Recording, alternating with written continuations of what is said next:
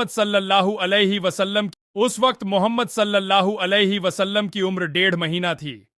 दाई हलीमा मोहम्मद सल्लल्लाहु अलैहि वसल्लम को अपने सीने से लगाकर अपनी सवारी ऊंटनी या गद्दी पर सवार होती है।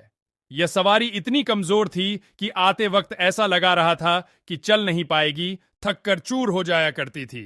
लेकिन जैसे ही हम दाई हलीमा इस बच्चे को लेकर उस सवारी गद्दी या ऊंटनी पर सवार हुई तो वह सवारी गद्दी या ऊंटनी तो यह हवा से बातें करने लगी, इतनी तेज चलने लगी कि हलीमा अपनी सारी सहेलियों को छोड़ते हुए आगे बढ़ गई।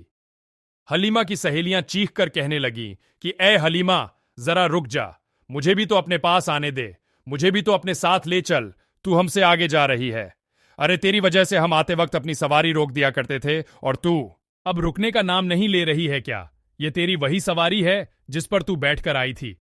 हलीमा कहने लगी कि हां, यह वही सवारी है।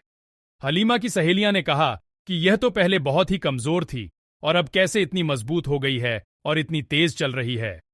हलीमा चिक कर कहती है कि यह वही सवारी है, पता नहीं कैसे इतनी तेज चल रही है, हवा से बातें क्यों कर रही है। बाखुदा, मुझे इस बच्चे में कोई करामात नजर आती है, मुझे इस बच्चे में कुछ बरकत नजर आती है। अल्लाह अल्लाह कर कर इन लोग अपने कबीले बनूं। साद पहुंच गई। हलीमा की आंखों में आंसू थे। हलीमा के शौहर ने हलीमा से पूछा कि क्यों रो रही हो? हलीमा ने कहा कि इस बच्चे को ले आई हूं, गरीब बाप का बेटा है। इस बच्चे का बाप दुनिया में मौजूद नहीं है। कोई और बच्चा मुझे नहीं मिला तो मैं इसी बच्चे को लेकर आ गई कि मेरा सर शर्म से ना झुक जाए। शौहर ने कहा कि तो क्या बुरा किया तुमने?